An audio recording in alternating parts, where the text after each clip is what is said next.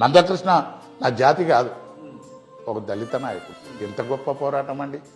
ఇలా మందకృష్ణ తలుసుకుంటే, మందకృష్ణ తలొగ్గితే రాష్ట్ర కేంద్ర ప్రభుత్వాలు, ఏ ఎమ్మెల్సీ, ఏ మంత్రో, ఏ రాజ్యసభనో, ఏ గవర్నరో, ఏ కేంద్ర మంత్రో ఇస్తుండే. కానీ మందకృష్ణ మాదిగ గారు ఏ దానికి కూడా నా ముందున్నది అదే, నేను పట్టింది అదే, ఎస్సీ వర్గీకరణనే నా ఆశయం అని పోరాటం చేసింది. ఉపవాసం, ఒప్పిడి ఉపవాసం ఉన్నా ఏ రాజకీయ ప్రలోభాలకు లొంగకుట్ట పోరాటం చేసి అలా ఎస్సీ వర్గీకరణను సాధించుకుంది.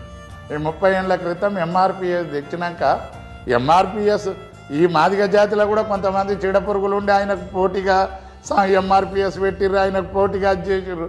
అన్ని నడిమితలనే కాలగర్భంలో కలిసిపోయినాయి.